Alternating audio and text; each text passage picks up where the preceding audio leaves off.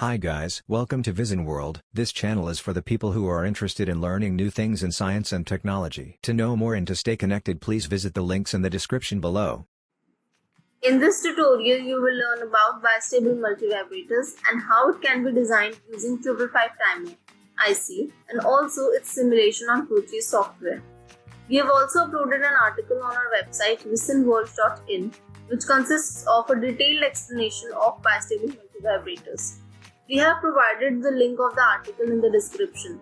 So do give it a read for a better understanding. Here is the article. Now, this article basically explains two ways to design a bistable multivibrators. One is using VTTs and the other is using 555 timer. But in this tutorial, we will only talk about bistable multivibrators using 555 timer. So let's get started. First of all, what is a multivibrator? A multivibrator circuit oscillates between a high state and a low state, producing a continuous output. Multivibrators find applications in a variety of systems where square waves or timed intervals are required. Multivibrators are basically a group of regenerative circuits that are extensively used in timing applications. Multivibrators are of three types: astable multivibrators, monostable multivibrators, and bistable multivibrators. If you want to know about astable multivibrators and monostable multivibrators, then we have already uploaded an article on our website on the same topic. So you can go and check that article out. The link of the article will be provided in the description box. Now talking about bistable multivibrators, the bistable multivibrator is a type of two-state device in which both states are stable and maintain a given output state indefinitely unless an external trigger is applied to force it to change the state. The bistable multivibrator can be switched over from one stable state to another by the application of external trigger pulse. Thus, it requires two external trigger pulses before it returns back to its original state. The circuit remains in any one of the two stable states unless an external trigger pulse is applied.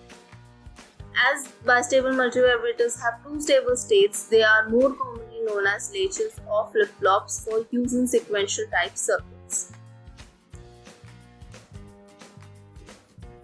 Moving on to bistable multivibrators using 555 timer. A bistable multivibrator is one of the easiest circuits that can be built using a 555 timer. It doesn't require a capacitor as RC charging unit is not responsible for the generation of outputs.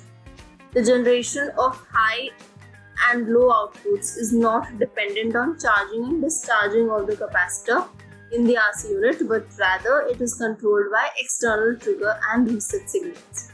This is the circuit diagram which we are going to implement on Proteus. Now, before talking about the circuit diagram, I hope you have a knowledge of the working and pin configuration of 555 timer IC.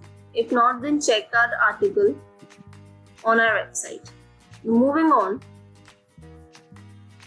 if we see the construction of the circuit diagram, here we have two resistances R1 and R2 which are connected to trigger and reset pins respectively and also connected to switches S1 and S2 respectively. And the other terminals of the resistors are connected to VCC and the threshold pin is connected to the ground. This is the internal circuit diagram of bistable multivibrators and I will be explaining the working of bistable multivibrator using 555 timer through this circuit diagram. Here, in the given circuit, threshold pin is connected to the ground and R1 and R2 are connected to trigger pin and reset pin respectively, which are further connected to VCC. So when set and reset pins are pressed, they momentarily get connected to the ground. The voltages at inverting terminal of upper comparator and non-inverting terminal of lower comparator acts as reference voltages. Since the threshold pin is connected to the ground, hence the voltage at pin number 6 will always be less than voltage at inverting terminal of the upper comparator So the output of the upper comparator will always be logic 0. Talking about this lower comparator, when trigger pin is pressed, it gets connected to the ground. So the voltage at pin number 2 or inverting terminal of lower comparator is lower than the voltage at the non-inverting terminal of this comparator. So the output of this comparator when we press the switch S1 will be logic 1. Since the outputs of these two comparators are connected to the inputs of flip-flop, hence R is 0, logic 0, and S is logic 1. So according to the truth table of SR flip-flop, the output will be logic 1, which is the high state. Now when switch is released, pin 2 will have high value than 1/3 VCC because they are connected to the VCC now. Hence, the output of this comparator will be logic 0.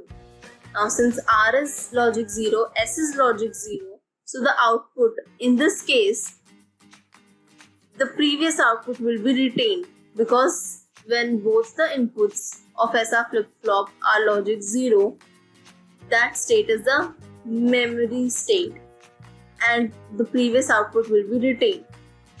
So the output will remain at high value. Now when reset pin is pressed, it gets momentarily connected to the ground, which means it gets logic 0. And hence output will be logic 0 because it will set the flip-flop to logic 0. Now when we release the switch, reset switch, since the inputs R and S have not been changed, hence they are still logic 0 and logic 0. So it is still the memory condition. The previous output will be retained and the previous output was logic 0 due to the reset pin. So now the output will remain in logic 0 until and unless we again trigger it.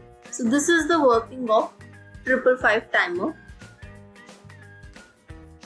And these are the waveforms which we are going to see in the simulation part. So this is my Proteus software and this is the circuit which I have already designed here.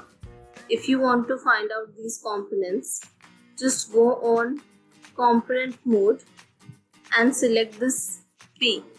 Here this window pick devices will open. Type any keyword which you want, suppose resistor, and just click OK. Your variety of options will be available. Whatever you want to just choose one and click OK. Right, so I've already designed this. Now this is the same circuit which was there in the article, and here I have added an oscilloscope to determine the waves or the signal waves. So let's begin. When I play this, for the oscilloscope, I will be getting this screen open, which is the digital oscilloscope display screen. Now you can see my LEDs off. This upper switch is for trigger and lower switch is for reset. So when I press the trigger switch, the LED is on and you can see this, right? Now if I want to off the LED, I will just click here and you can just see this. Since my blue signal is of reset and the pink one is for the trigger and yellow signal is my output signal. So you can just see how it's changing, right? So I think this explains the working which I've already explained through the article.